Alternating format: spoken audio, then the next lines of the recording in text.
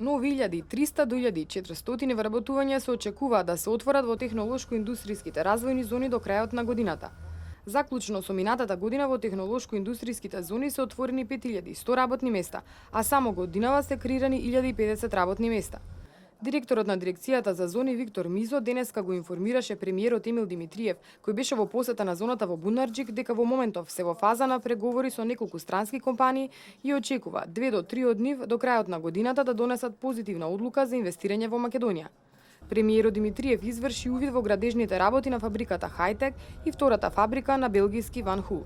Раководството на Хајтек, првата домашна компанија која гради фабрика во една од зоните, истакна дека планира до крајот на годината да заврши со градењето на фабриката и во почетокот да вработи 100 лица, а потоа согласно со планот да се вработат вкупно 300 лица. Сега во моментот веќе имаме над 20 вработени кои се на обука и веќе вработени. Така да очекуваме тој број да до некаде почетокот на 2016 година, мислам дека февруари или март би достигнал бројка од 100 и повеќе. Со оглед на дејноста што се бавите, веројатно претежно вработувате технички лица. Технички лица. Технички веструки, електроинженери, машински. Да, и електротехничари. Електротехничари, да. Добре, како да кажам, на еден начин висока технологија, перспективна работа.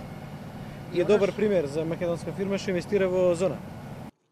При посетата на Ван Хул, па која го гради вториот свој капацитет во Македонија, ќе инвестира 15 милиони евра и планира да отвори 400 директни работни места, Мизо информираше дека со оваа странска инвестиција ќе бидат отворени дополнителни 100 индиректни вработувања преку компанијата Актива, која работи со Ван Хул. Значи, првата фаза на Ван Хул беше 25 милиони евра и 800 вработувања. Точно. Вторава е 15 милиони евра и 400 вработувања.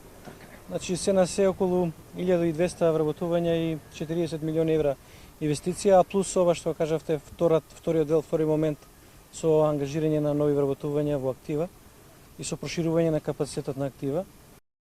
Премиерот Димитриев на крај истакна дека последниот извештај на IBM во делот на рангирањето на Македонија како најдобра земја во светот по ново отворени работни места кај странски директни инвестиции дополнително ќе влијае во привлекувањето на нови инвеститори во Македонија. Тој потенцираше дека зоните во Македонија имаат силен ефект врз економијата, особено во делот на отварање на нови работни места и во делот на извозот, во кој учествуваат со околу 36%.